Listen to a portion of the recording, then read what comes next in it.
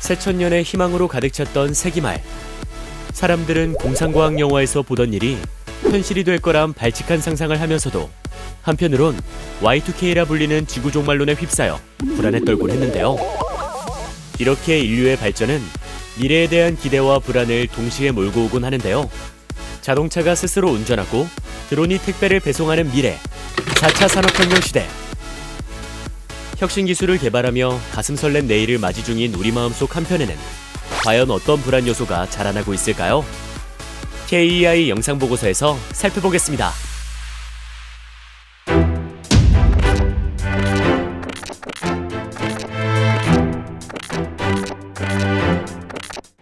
다소 격앙된 목소리로 무언가를 호소 중인 한 소녀.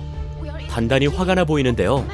Extinction and all you can talk about is money and fairy tales of eternal economic growth. How dare you?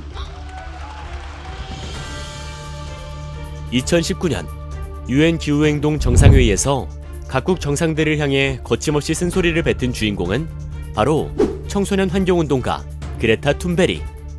그녀는 나홀로 스웨덴 국회의사당을 찾아가 기후변화 대책 마련을 촉구하는 시위를 벌이고 미국 도널드 트럼프 대통령과 기후변화 언쟁을 벌이는 등 평소 대담한 행동을 일삼는 것으로도 유명한데요.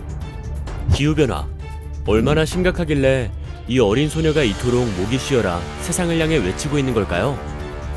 기상청이 발간한 한반도 100년의 기후변화에 따르면 우리나라의 연평균 기온은 지난 100년 사이 1.4도씨나 상승했습니다. 날씨가 점점 더워지고 있는 건 더 말하지 않아도 다들 체감하고 계실 텐데요. 이게 뭐 그리 놀랄 일이냐고요? 제 얘기를 들어보면 생각이 바뀌실 겁니다.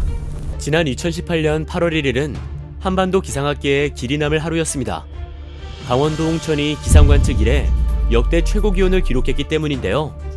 이로 인해 가축이 폐사하고 농작물이 시드는 등 많은 농가들이 피해를 입었습니다. 지난해 아프리카에서는 사막 메뚜기가 출현해 대륙을 휩쓸며 사람들을 괴롭혔죠. 전 세계가 기후변화로 몸서리를 앓고 있는 셈입니다. 그럼 도대체 누가 지구를 이토록 열받게 하고 있는 걸까요? 범인은 화석연료 사용으로 배출되는 온실가스, 대표적으로 이산화탄소가 있습니다. 이들은 대기 중에 머물며 태양 복사열을 흡수해 지구의 온도를 높이는 역할을 하는데요. 문제는 이들의 양이 좀채 줄어들고 있지 않다는 점입니다. 보시는 화면은 2000년부터 2017년까지 이산화탄소 배출량을 나타낸 그래프인데요. 화석연료 사용에 따라 이산화탄소량도 빠르게 증가하고 있는 걸 확인하실 수 있습니다. 즉, 지구의 온도는 인류의 손에 의해 높아진 것이라고 말할 수 있죠. 이 문제를 두고 기후변화에 관한 정부 간 협의체 IPCC는 지구촌 평균온도 상승폭을 1.5도씨 이내로 억제해야 한다고 주장하고 있습니다. 만약 온도 상승폭이 2도씨 이상으로 높아질 경우 산호소멸, 해수면 상승, 가뭄 등이 발생해 지금보다 더 큰 문제가 초래할 것이라 경고하고 있는데요. 애석하게도 오늘을 사는 우리는 눈에 보이지 않는다는 이유로 기후변화 문제에 많이 둔감한 모습입니다. 반면 내일을 살아갈 친구들은 사뭇 다른 반응인데요. 지난 3월 정부의 소극적 기후위기 대응이 헌법적 기본권을 침해한다며 헌법 소원을 청구한 10대 청소년들처럼요. 이제 첨단 ICT 기술 개발을 넘어 기후, 에너지 문제도 앞으로 해결해가야 할 혁신 과제로 바라봐야 할 때인 것 같습니다. 지구촌 사회는 이 문제를 어떻게 바라보고 있을까요? 2015년 세계 195개국은 전 세계적으로 발생하는 이상기후 현상을 예방하고자 프랑스 파리에 모여 기후변화 협약을 체결했습니다. 근본적인 해결책으로 제시된 건 다름 아닌 온실가스를 줄이는 것, 그리고 친환경 에너지 사용을 늘리는 것.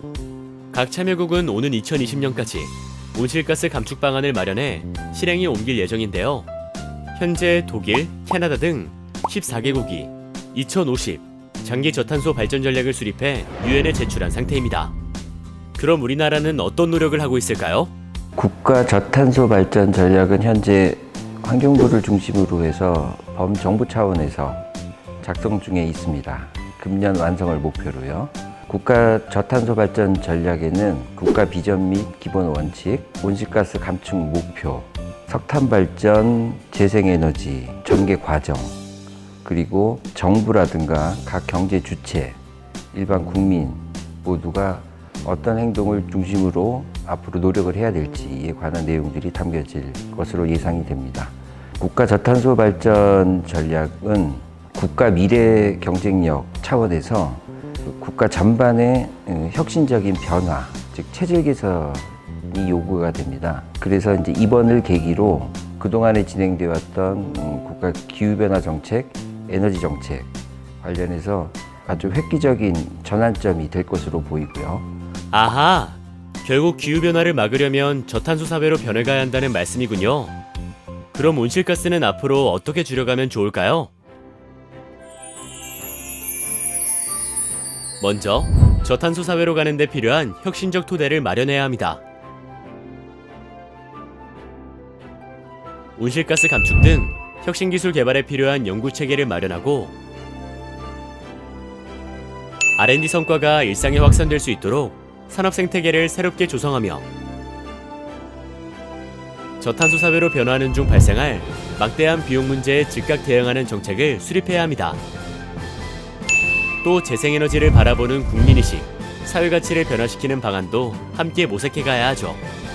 앞서 말한 국가 전반의 혁신적 전환과 함께 온실가스를 배출하는 각 부문에서도 노력을 기울여야 하는데요. 핵심적인 역할을 도맡을 에너지업계에선 지속가능한 신재생 에너지 기술을 개발하고 산업계는 정부와 함께 기술 상용화에 매진하며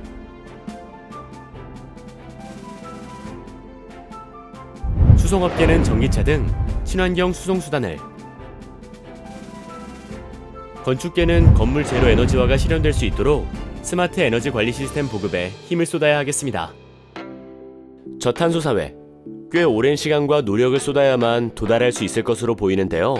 하지만 저탄소 사회로의 전환은 미래 세대에게 건강한 삶을 물려주기 위해 반드시 이행해야 할 필수 불가결한 과정이자 국가혁신 과제라고 말할 수 있습니다.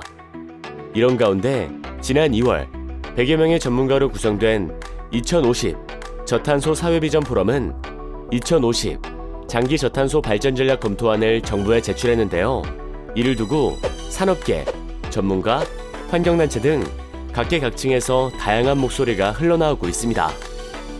에너지 전환과 특히 관련이 높은 전력산업의 경우는 대부분의 선진국들은 이미 시장 자유화가 진행되어 있어서 시장 제도적인 문제보다는 스마트 혁명과 관련된 새로운 기술 규제 가버넌스를 고민하고 있는 단계에 있습니다. 그렇지만 우리는 지난 20년 동안 경쟁 체제 확립이라는 흐름을 놓쳐서 시장의 제도개혁 이슈도 여전히 남아있죠. 우리는 먼저 저탄소 사회로 가는데 걸림돌이 되는 기존의 확후된 에너지 시장 제도개혁을 어떻게 지혜롭게 해낼 것인가 하는 점을 더 깊게 고민해야 할 거로 봅니다.